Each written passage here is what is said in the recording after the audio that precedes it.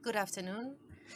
We are continuing with the works of the 70th Tax Forum. We have with us representatives of Ernst& Young Greece, and we are going to talk with them about three different topics. So we have with us Ms. Konstantina Galli, Associate Partner in the tax section of Ernst& Young. We're going to talk about green growth and the global trends, but also the trends in our country. Welcome, Ms. Galli. We also have with us Mr. Christos who is Associate Partner of Ernst& Young Greece. We are going to talk with him about transfer pricing. Mr. Bourkoulas will present to us a very interesting survey. Thank you very much, Mr. Bourkoulas. And we also have Mr. Manos Tuntas, manager of Ernst& Young Greece, with whom we are going to talk about the individual taxation as a tool for growth. I'm really curious to see how we can do that. It's a great pleasure to be here. Welcome, all of you. So let's start with Ms. Konstantina Galli. We all talk about green growth, green economy. So what are they exactly and how they are related to taxation? During the last few years, Ms. Galli, we are observing that Greece has implemented several actions and measures aiming at combating climate change, but also at protecting the environment. Would you like us to describe us in brief the context in which these activities are implemented, since we all understand that there is a wide mobilization in this direction, not only at national, but also at global level, where we have the well-known Green Deal. Yes, precisely so. Indeed, climate change and deterioration of the environment constitute two of the major challenges of our times. It is commonplace to say, but it is at the same time a big truth, the fact that these challenges can be considered as opportunities at the same time, especially for the development of a new economic model, at least in the European Union. The first and most important landmark in this trajectory, as you said, was the European Green Deal, which was presented in December 2019, with the ambitious goal, ambitious by some, necessary by many, to make the European Union the first neutral continent by 2050. In March 2020, the action plan for circular economy followed, which is also part of the environmental neutrality. And last July, we had the well-known bundle of measures called Fit for 55, which gets its name from the goal to reduce the CO2 emissions by 55% by 2030, with the reference year being 1990. So this is the wider context. Would you like us to tell us a few words about these specific actions, starting with the European Green Deal?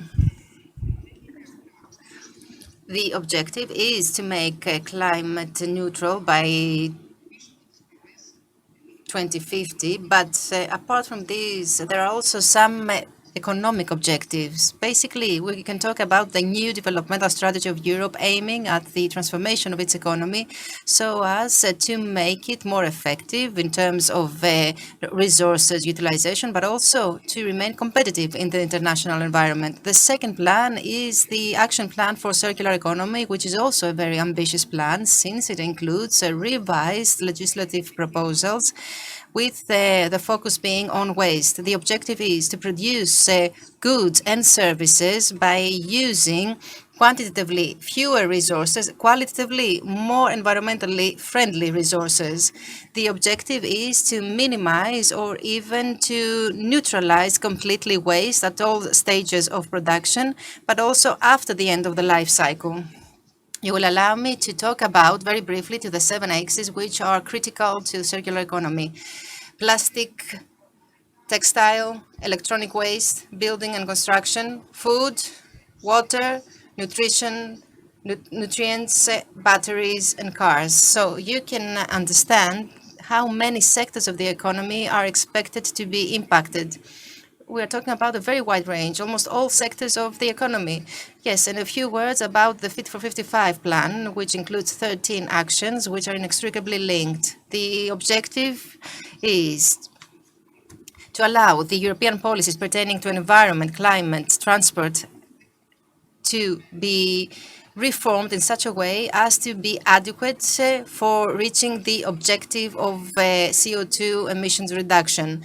The changes will pertain to the ETS system is going to become more strict. Another objective also is to increase the penetration of RES, faster growth through the transfer of low emission vehicles. And also, there are also measures about the carbon emissions. And how does Greece fit in this picture in order to talk about Fit for 55? It does not only fit, it is innovating, it is a pioneer.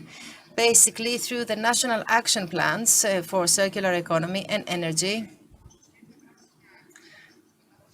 Greece accelerates its steps. The first plan has specific actions for the period 2021 to 2025 that have to do with the basic aspects of a circular economy, like production, consumption, waste, and specific goods, specific products that need to be given priority. For example, plastic, building construction, and packaging.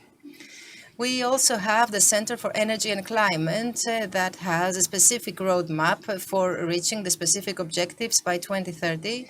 In that plan is also included the long-term strategy in the context of our country's participation in the European Common Objective for Climate Neutrality. After the approval of the new European objectives by the European Council, we need to say that the national plan for energy and climate is under revision, and I believe that today is within the week. You wanted to talk about the passing of the climate law. Yes, I interrupted you. Yes, but in the week, there's going to be the announcement. Yes, we are waiting to see. Even if there are no tax measures included at the first stage, certainly there will be in the future. Okay, let's talk about this because it's very interesting. What is the role of taxation in the context of combating climate change and the deterioration of the environment? Because in Europe, we keep on hearing about taxation, green taxation. Could you say a few words about that? Taxation can be a very important tool in the exercise of environmental policy on two axes, either as a counter incentive to actions that need to be eliminated or as a reward for desired behaviors. We already have many measures and incentives at national level. I don't want to tire you. I'm just going to refer very briefly to these. First of all, the first measure that pertains to the largest part of our fellow citizens is the promotion and development of electromobility. We have incentives for the workers, but also for the employers, since they can provide vehicles, electronic vehicles to their employees. So this is not taxed as a good, as a provision. Moreover, the promotion of vehicles with zero emissions will enjoy some tax discount. There is no tax imposed on the expenses which are required in order to charge an electronic vehicle. And there are incentives also given for installing chargers of e-vehicles. There are certain points that need to be further clarified, like, for example, which are exactly the expenditure that can be included in the measure of over expense. In order to make this clear, do we need the legislative law, anything? No, just a circular will be okay. And moreover, what do we mean by publicly accessible spaces, since the installation of charging points in this type of spaces is treated more beneficially? For example, parking in front of a retail store when it is provided on the basis of a minimum of purchases, or what happens with the VAT on the value of the action, which is given without reward. We don't believe that there should be a tax burden related to this. However, we need to clarify.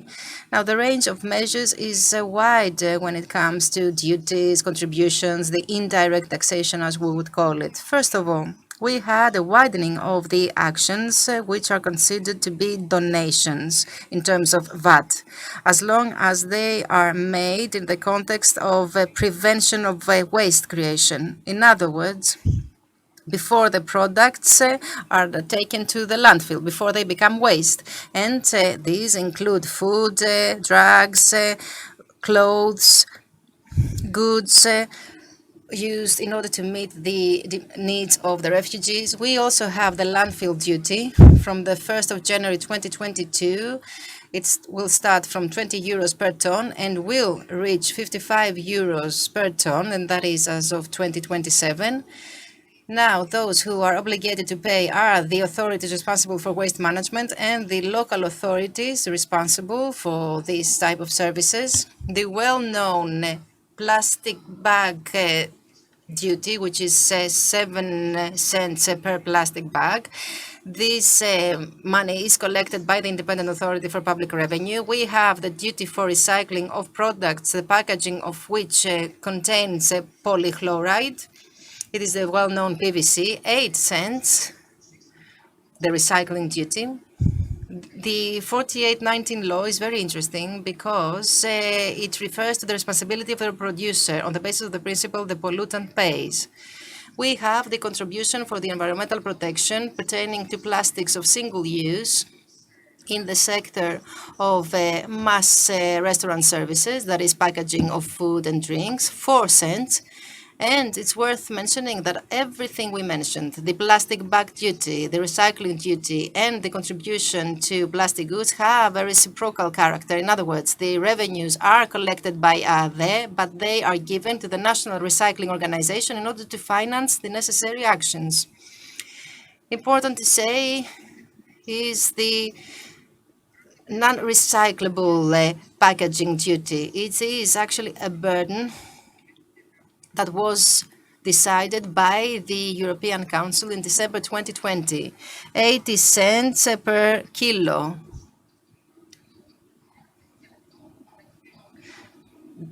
The difference being between the products produced and the waste that these products make. Now, this tax actually burdens the state budget. There is no provision to transfer the cost to the consumers. And the well-known environmental duty on cars. The oldest the car, the bigger the burden. And some of these cars cannot even be imported. And we don't have the green tax on diesel being implemented yet. Right.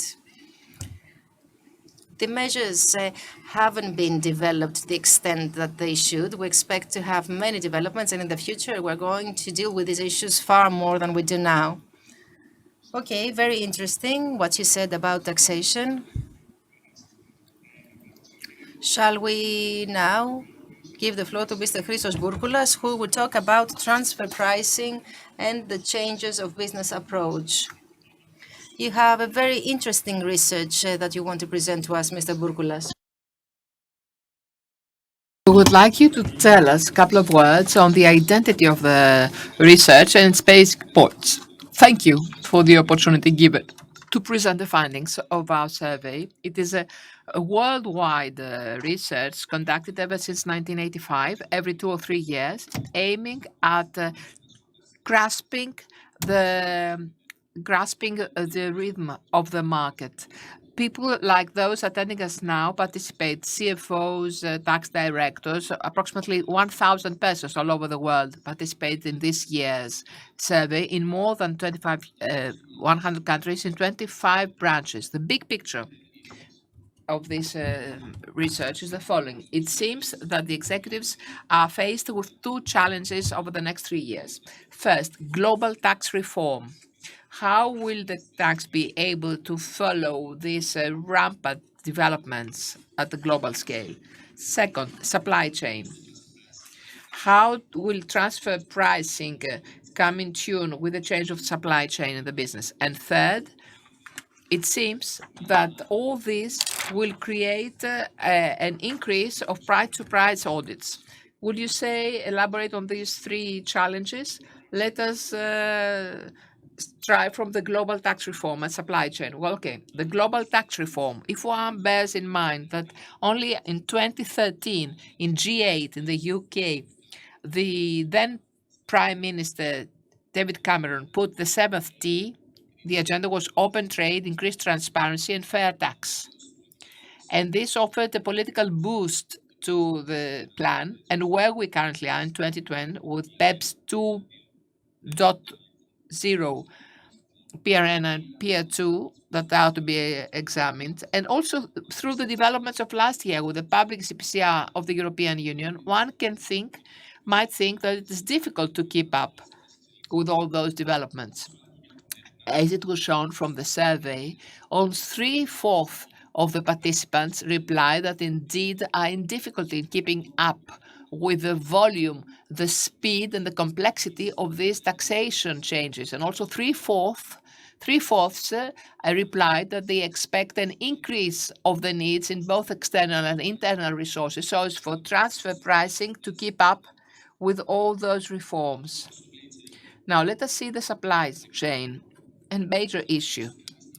One might say, as a first comment, that the need for redefining the global taxation chain appeared even before the COVID, if we think of various events, such as redistributes between various countries. The Paris Agreement of 2016 on climate change, which showed that companies, as far as the supply chain, will also have to try for a lower CO2 footprint. If we think what currently happens with remote working, it is very important for the transfer pricing, where they work, where the decision makers, and where is value produced. What does this mean for transfer pricing? Instead of having one central supply chain model, now one needs a flexible supply chain closer to the ultimate user with more supply points, and the transfer pricing must depict all those changes and be in tune with the changes of the business. So, in conclusion, supply chain is very important, and transfer pricing should respond to those changes. Has the pandemic affected those factors, all the data and the supply chain in the transfer pricing? Well, yes. Once business is changed, the pandemic has changed the business. Once we had a centralized source in the supply chain, which due to lockdown would not operate, now one must change the model, the paradigm, because at the end of the day, what counts is to have the business running. Obviously, it was more attractive as far as cost is concerned to have a supply point, but most importantly, business is important. Now, what most people want to listen to, especially this specialized audience, which is tax audits. What happens, especially in our country, in our domestic environment, on this subject?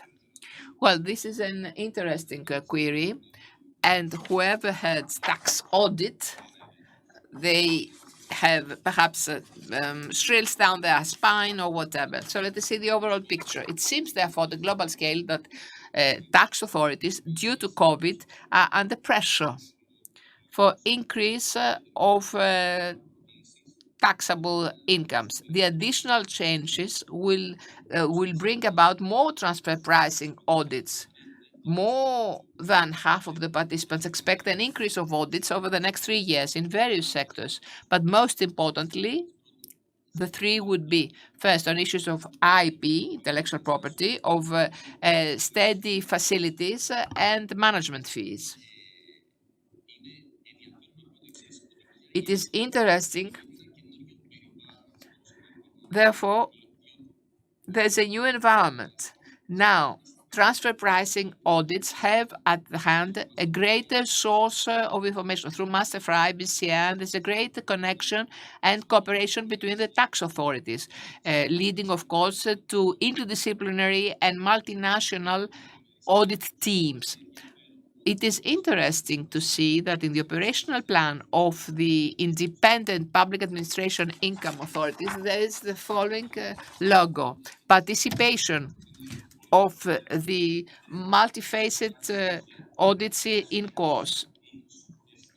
There are at least 220 transfer pricing cases to be audited with a view of at least 35 million euros to be collected. What does that show? It shows that transfer pricing is already having the agenda of the Greek authorities. And perhaps we should add something from our experience. The previous years, as far as transfer pricing is concerned, we were watching only the benchmarking, while now they audit more substantial searches, that is, the operational profile of a company. It is worth saying that now we have a checklist of departments for the control of transfer pricing, which of course is more just. Yes, that's true.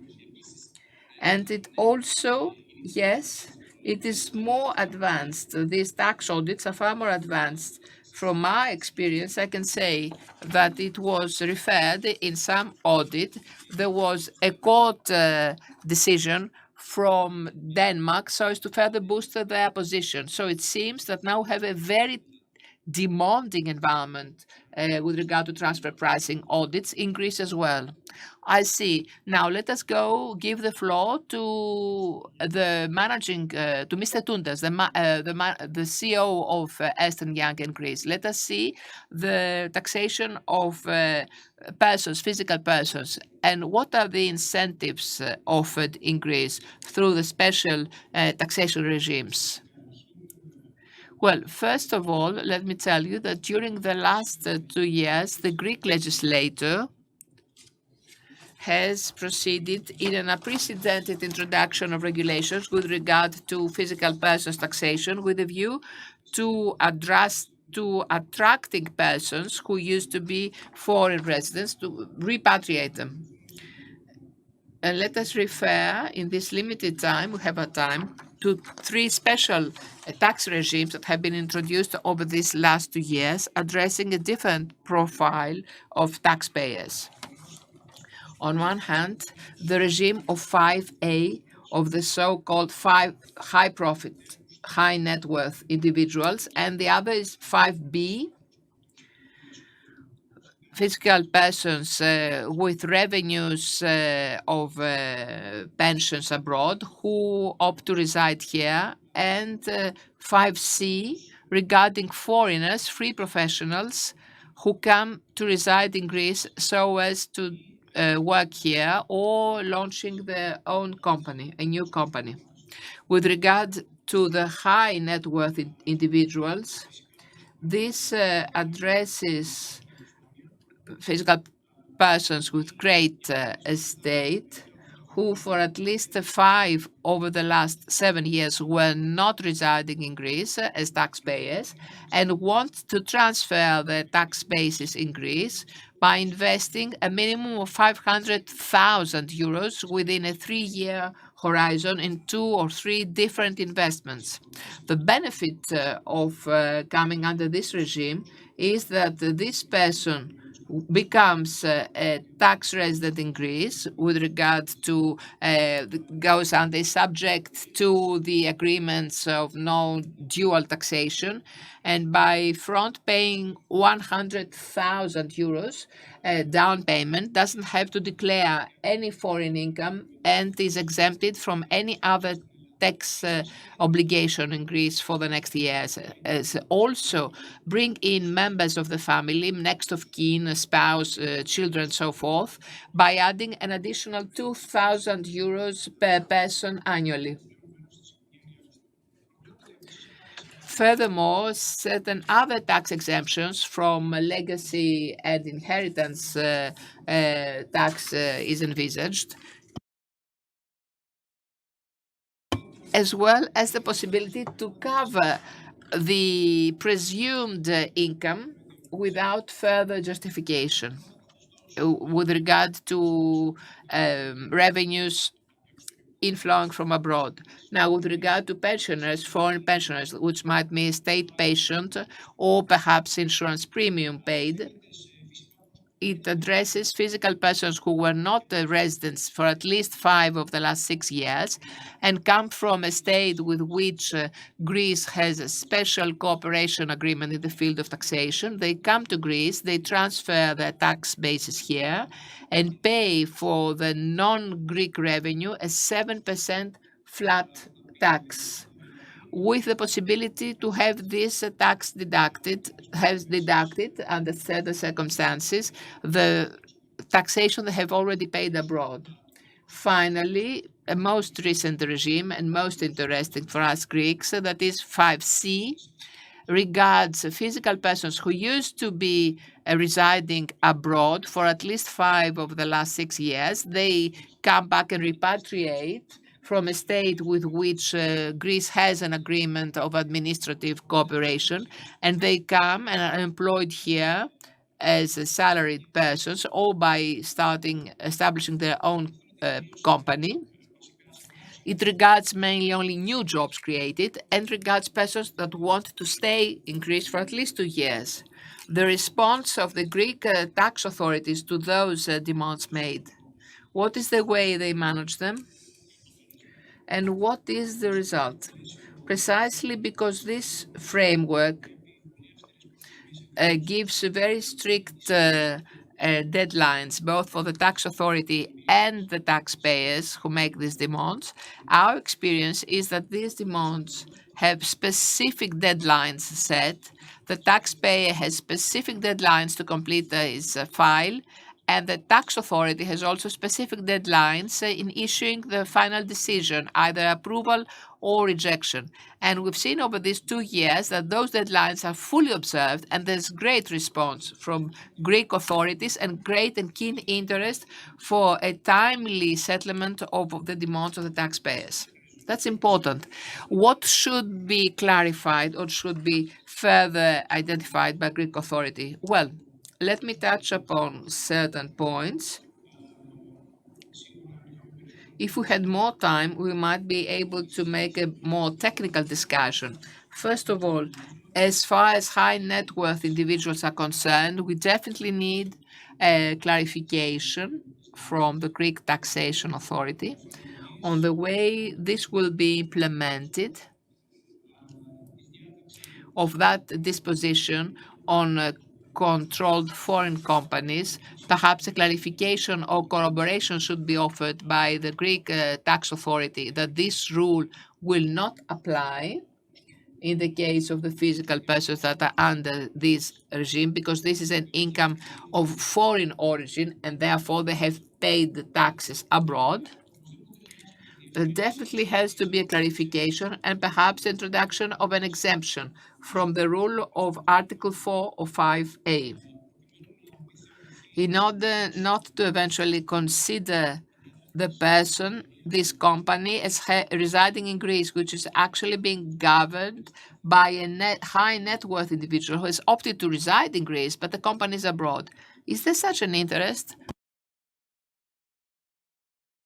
I would like to add for pensioners that there can be no extension of this regime to the accompanying persons. For instance, if a Dutch guy comes to stay in Greece accompanied by his spouse, then her tax basis will be under the previous regime. Furthermore, they will have no exemptions from the presumed income. In other words, there is almost at an annual basis the obligation either to have an inflow of currency so as to cover their living expenses, or to have some kind of administrative burden, the basis of which they will have to handle on an annual basis. Furthermore, there is no tax exemption for inheritance tax. I don't know whether this omission from the legislator was voluntary or was some kind of omission, a negligence. And furthermore, it will be useful to have some directions on how this tax break is offered once someone enters 5C regime. The physical person is exempted when starting a new company or being hired here in Greece. 50% of his salary, income, or business activity is exempted, but it hasn't been clarified what this new job is. Perhaps a statement must be made by the employer, but the law or the circular doesn't clarify what are the criteria for such a job to be considered as brand new. It is not clarified in which part of the salary we have this tax break, whether it is the first half or the remaining is at higher rate, 44%. And finally, there are no directives on how the employer will do the withdrawal. So it seems that there is obligation of withdrawing tax to the whole income, the whole salary, which logically entails that there will be some kind of tax refund the following year. Yeah, there are a lot of gaps I see and a lot of clarifications needed. Is there an interest for these new tax regimes? What is the response from abroad in these specific issues? To date, the experience has shown that there's huge interest depending on the profile of the taxpayers of those coming from abroad. The first regime addresses, as we said, high net value incomes. The second regime concerns mainly retired persons that opted to spend their retirement residing in Greece.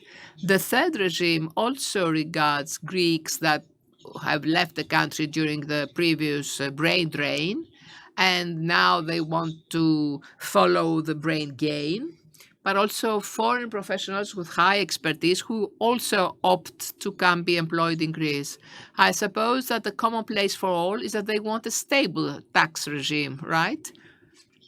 With regard, and this is the great desideratum for investments at large. That's true, of course, and of course, a tax practitioner and the tax consultant has a critical role to play here.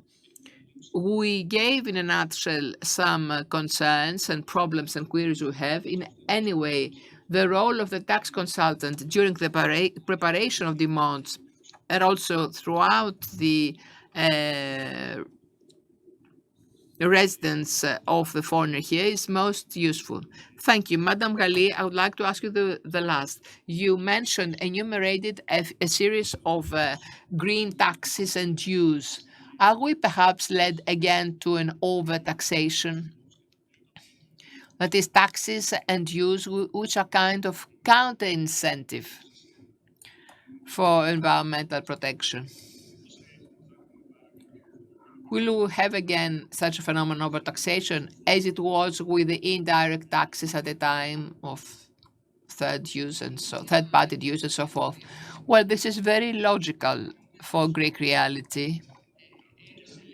We have such vivid and recent memories of that problem. My personal view is that something now is integrated in a broader framework on the basis of principles and the guidelines decided at a central level and following a great tug of war between the producers, legislators, European Union countries. So I don't consider that we'll see such kind of phenomena, but of course rests to be proven. And a last thing that I wanted to ask to Mr. Kourgoulas. Sometime this issue of transfer pricing was under some kind of shadow.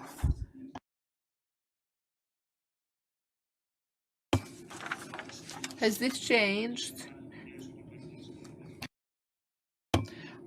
Yes, that's true. Yes, there is the internal framework following the Action 13 of PEPS. And it is true, companies are compliant, should follow domestic rules, and they also have in mind the international rules. And this is interesting. Your question, how can companies keep up with all those changes? If one might retain something from this whole discussion on transfer pricing, is that the research showed that companies tend to be from reactive proactive. Let me say a couple of things. Through the change of processes and operations of the organizations, this may be affected. The research showed something interesting. More than half of the professionals, in the question whether they are involved in the business when an important change takes place, they replied no. They are usually informed at the end of the day. And there is no integration of the transfer pricing department with other departments, such as operation or finance. Tools such as transfer pricing agreements that offer stability and security can be used. This is an instrument quite well operating in Greece as well. Finally, the query that remains, and I might want to address, is that 61% replied to the question that they aim for the next 2 years change the transfer pricing, and the remaining 40% no. The question is which of these two groups one will um,